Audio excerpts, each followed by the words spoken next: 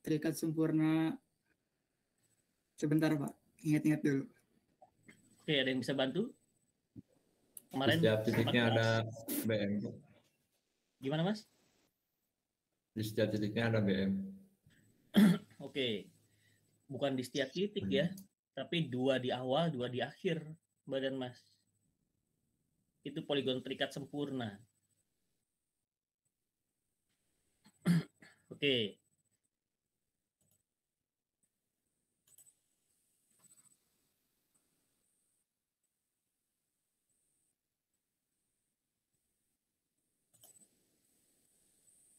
Sip. Jadi yang kita pelajari hari ini Mas. Anda harus tahu bedanya gambar poligon terbuka dengan poligon terbuka terikat. Nah, kalau terikat seperti ini. Nah, kalau terikat sempurna, ini sih buat ini aja apa, gambaran. Nah, seperti ini, Mas. Nah, seperti ini. Misalkan titiknya dari 9 sampai 20. Ternyata titik ke-16 ada BM juga. Itu tetap dinamakan sempurna. Sempurna itu ketika ada 2 benchmark di awal, 2 benchmark di akhir. Kita nggak peduli di tengahnya apakah ada benchmark atau enggak. Tapi yang pasti sempurna itu 2 di awal, 2 di akhir. Oke. Sekarang Anda akan bertemu dengan poligon terbuka terikat pada saat UTS. Oke. Sip. Jadi gambarnya gini badan Mas. Nah, karena ini benchmark, ini pasti ada diketahui.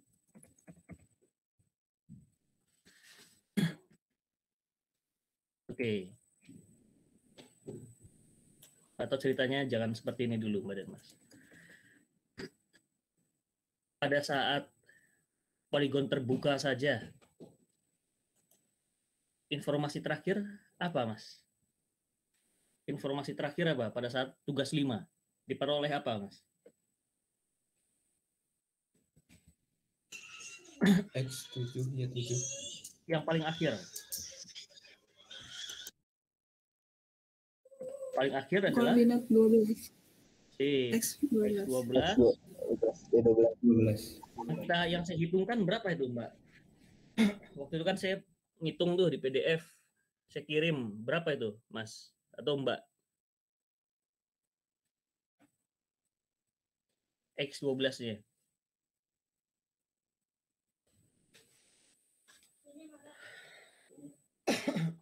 Dilihat lagi yang PDF yang saya berikan. 7914.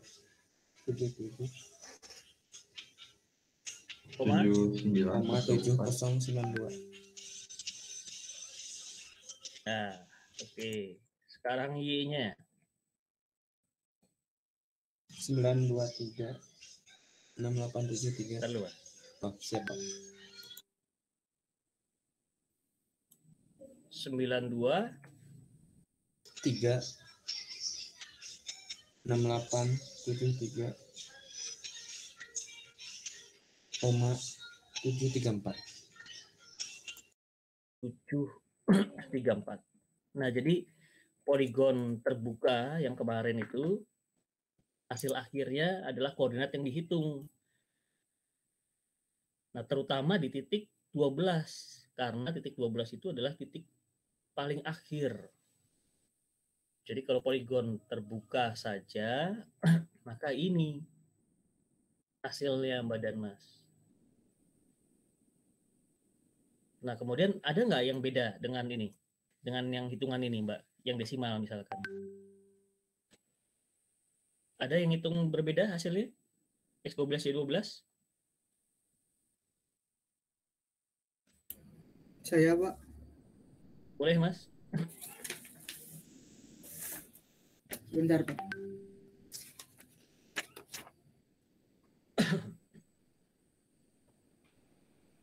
Beda di itunya aja, Pak. Di pembulatannya aja.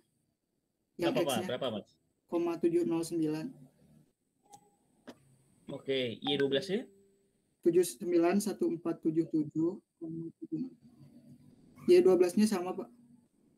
Oh sama. Yang lain ada nggak? Yang beda lagi? Mau desimalnya nggak apa-apa. Ada nggak? Mau saya catat? Nggak ada ya? Oke. Nah, kalau ini kayaknya beda dikit, Mas. Nggak apa-apa ya, kita anggap sama aja ya. Dah, gini aja. Nah, poligon terbuka saja itu, kita nggak bisa memastikan bahwa X12-nya itu benar. Jadi walaupun saya yang menghitung, waktu itu kan saya ngitung badan Mas, ini jangan sampai itu benar nggak? Benar, karena Pak dosen yang ngitung. Nah, nggak gitu jawabannya, nggak subjektif kayak gitu. Apalagi kalau tadi ada perbedaan, Pak, ternyata saya beda desimal. Misalkan X-nya desimalnya 309 misalkan. Y-nya desimalnya 222 misalkan. Nah, itu benar yang mana, Pak? Yang itu sulit dan memang nggak bisa dipastikan yang mana yang benar.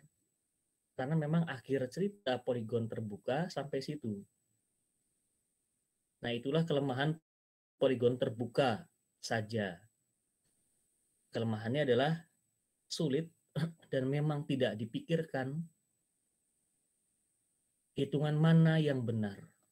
Tidak ada validasinya. Oleh karena itu, poligon terbuka seperti ini tidak digunakan untuk pengukuran serius maupun untuk pekerjaan. Kenapa? Karena tadi X12Y12 itu nggak bisa dibuktikan benar menurut siapa.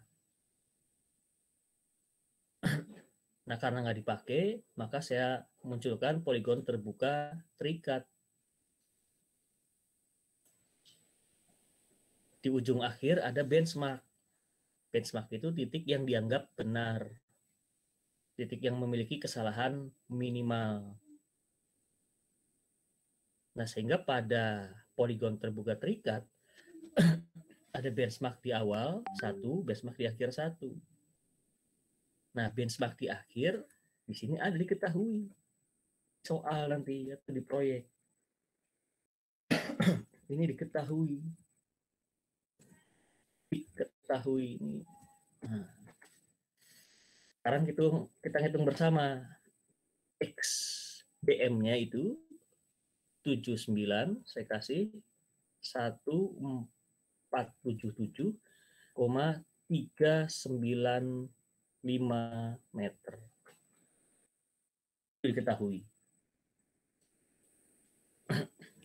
Kemudian B-nya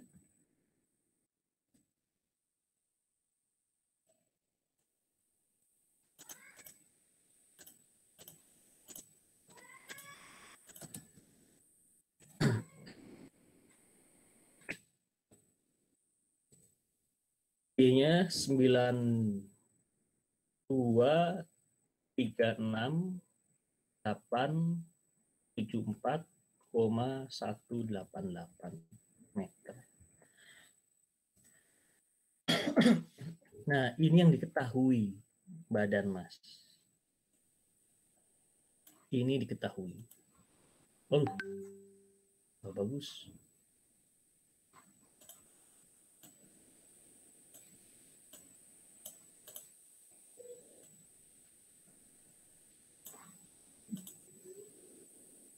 Warna hijau aja.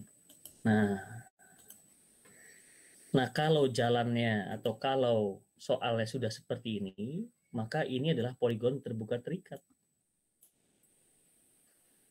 Kalau gambar seperti ini.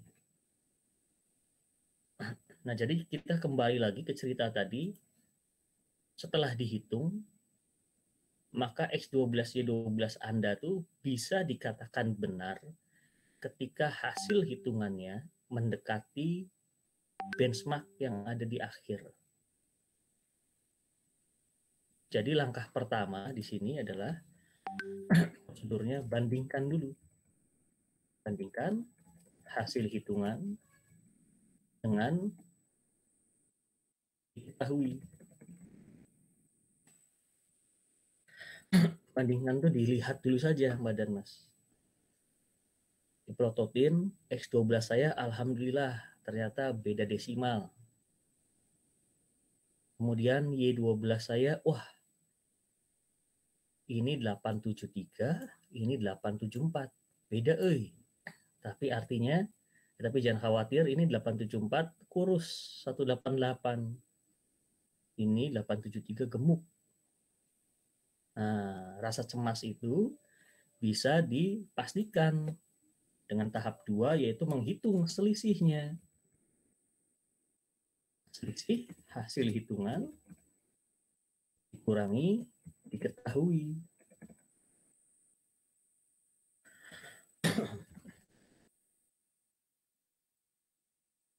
Oke, hasil hitungan dikurangi diketahui.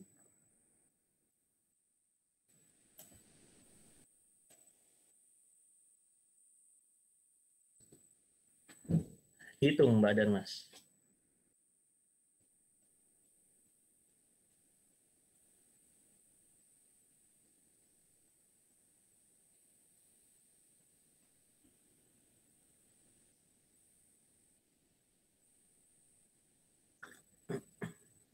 Ayo jangan berlama-lama. 0,3142. 3142 meter. Nah, selisih dari yang dianggap benar itu apa sih? BM kan? Itu kita sudah kenal waktu itu. Ini disebutnya adalah kesalahan Mbak dan Mas.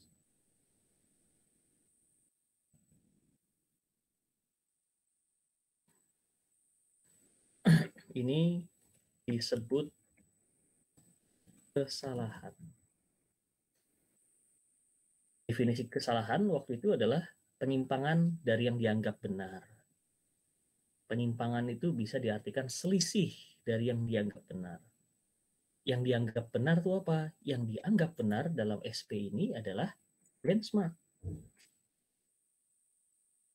Jadi hasil hitungan kalian dibandingkan dengan benchmark, selisihnya itu disebut kesalahan. Nah, ini kita beri tanda F X. Salah X-nya. X besar. F-nya kecil.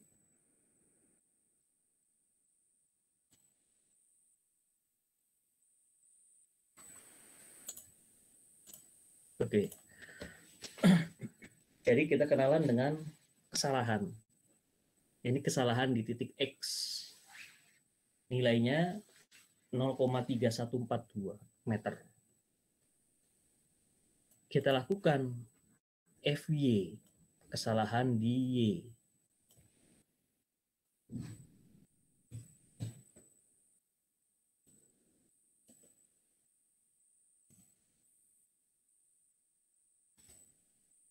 Ingat, jangan kebalik rumusnya. Hasil hitungan dulu. Hasil hitungan dikurangi dengan diketahui. Bukan diketahui dulu.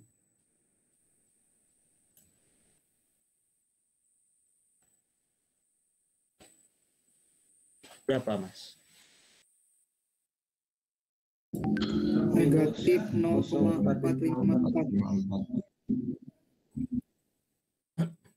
454 meter. Anda lihat bahwa hasil pengukuran, ini kan ceritanya pengukuran, Mas.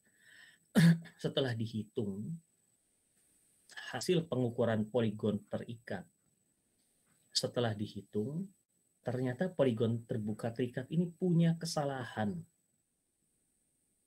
Kesalahan di X 0,3142 meter dan kesalahan di Y minus 0,454 meter. Kesalahan ini kalau Anda lihat di gambar, kesalahan X 0,3 ini positif. Ini berarti kesalahan poligon ini X-nya tuh kurang ke kanan 0,3 meter. X yang mana? Karena X-nya ada X8, 9, 10, 11, 12. Kita belum tahu. Sekali lagi, X-nya itu positif 0,3 meter. Kalau positif ke kanan. Begitu juga dengan Y. Y-nya itu negatif 0,454. Berarti kurang ke bawah Y-nya. Sejauh 0,4 meter.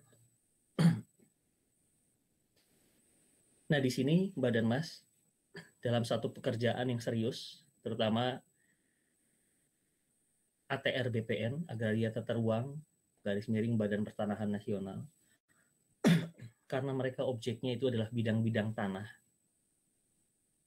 yang harus disertifikatkan, membuat sertifikat tanah Bapak Ibu Anda, maka BPN itu punya toleransi pengukuran, toleransi kesalahan yang menurut saya itu ketat. Mereka menentukan kesalahan maksimal itu nggak boleh lebih dari setengah meter, nggak boleh lebih dari 0,5 meter. Karena objeknya bidang tanah, Badan Mas. Bayangkan kalau tanah yang diukur itu perumahan misalkan tipe 36. Panjangnya ada kesalahan 0,5, lebarnya ada kesalahan 0,5. Karena perumahan itu poligon tertutup, panjang kali lebar, maka kesalahannya bisa 0,5 kuadrat. Itu yang 0,5, belum lebih besar. Nah, berbeda dengan kementerian misalkan kehutanan. Kementerian Kehutanan itu objek yang diukur adalah hutan yang luas. Berapa kali lipat dibanding rumah-rumah yang tadi, tipe 36. Nah, Kementerian Kehutanan toleransi kesalahannya berbeda dengan BPN yang setengah meter. Mereka selisih 1 meter saja nggak masalah. 1 meter persegi nggak masalah. Kehutanan seperti itu. Kelautan juga seperti itu. Daerah tambang luas area seperti itu. Tapi jadi berbeda ketika itu dibawa ke ATR BPN. Oke. Jadi yang diperhatikan adalah kesalahannya. Setiap proyek ada dicantumkan kesalahan yang diperbolehkan dalam pengukuran. Ini beda-beda.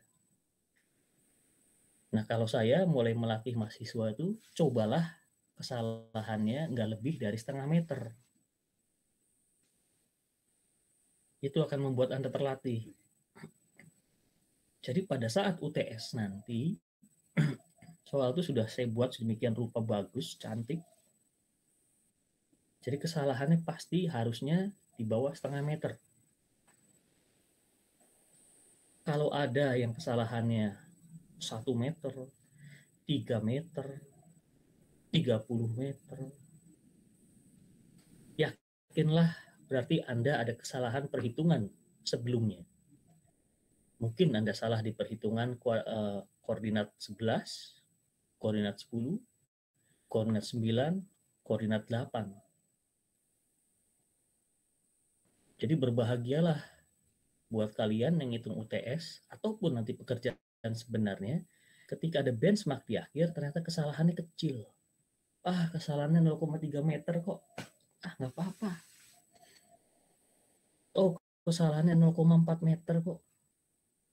Kesalahan 0,5 meter. 0,5 meter kalau digambarkan di milimeter blok, skala 1:100, 1 cm sama dengan 1 meter. Berarti setengah meter itu setengah senti. Itu kan kecil. Nah, jadi berbahagialah seperti itu. Tapi Anda harus cemas ketika kesalahannya besar. Harus deg-deg, aduh salah di mana ini. Boleh istighfar dulu 3 kali, baru. Tapi jangan lemas, Mas. Langsung. Saya salah di mana ini? Ada pertanyaan tentang kesalahan. KGA, silakan.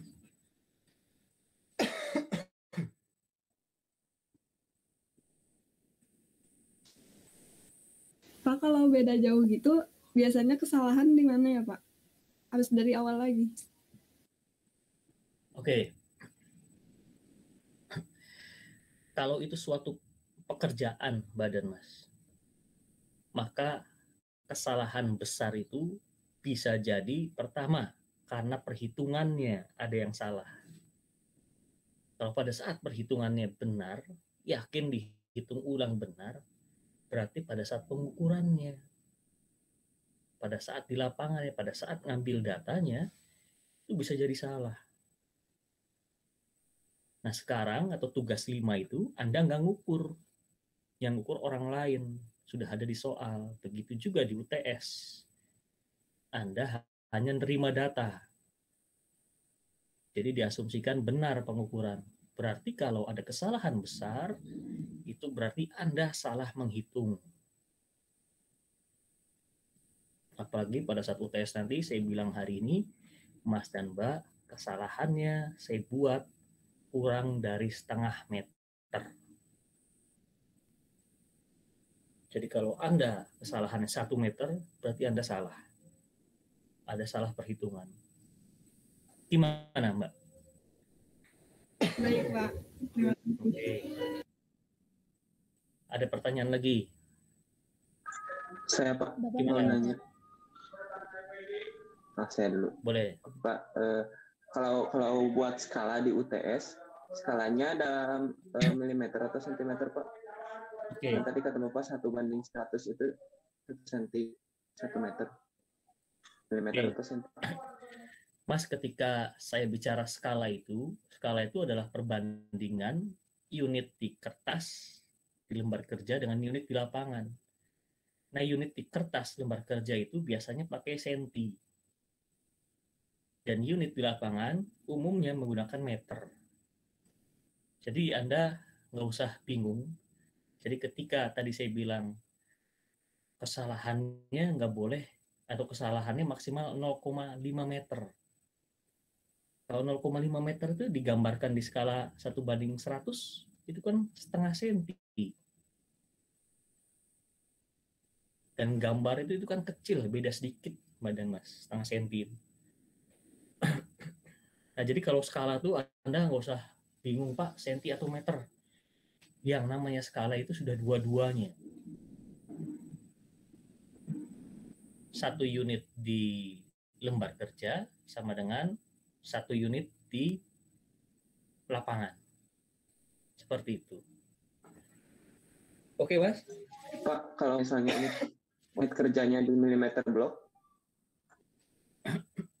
Tetap sentimeter. Sentimeter. Oke, Pak, siap. Ya, senti versus meter. Oke. Ada lagi, Mbak, siapa tadi tuh?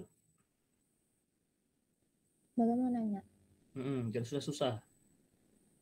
kalau misalnya nanti pas dihitung 0,51 itu tetap diulang, Pak? Enggak usah, Mbak. Biar aja. Kalau 0,51 gitu-gitu udahlah, biar aja, Mbak. Kalau 0,6, Pak? 0,56. Oke. Kalau saya di UTS itu sebenarnya nggak mempermasalahkan itu, Mbak. Saya yakin perbedaan itu karena desimal saja. Karena desimal. Jadi kalau 0,56, 0,58 sudahlah. Itu saya anggap benar, Mbak dan Mas. Saya anggap benar. Nah, kalau biasanya ini ada pengalaman, pasti ada yang besar tuh, ada yang 1, ada yang 3, ada yang 5. Nah, ada yang seperti itu, Mbak dan Mas. Kalau misalkan 0,8, itu pun saran saya coba dicari lagi. Tapi kalau Anda putus asa, ya sudah. Anda maju aja ke tahap selanjutnya. Tetap saya nilai, tapi nilainya nggak maksimal. Jadi jangan sampai ngitung balik lagi, ternyata waktunya habis. Jadi kalau mau 0,8 pun ya silahkan maju, tapi nilainya nggak optimal, nggak maksimal. Kalau 0,56, 0, sekian lanjut aja udah. Nah di pekerjaan juga harus seperti itu, Mbak dan Mas. Ketika Anda mengukur misalkan poligon terbuka terikat, terus selisihnya 0,58, udahlah ini sih, ini hanya desimal saja kok. Lanjut, gitu Mbak. Oke? Iya Pak, iya Pak. Makasih. Sip. Ada lagi?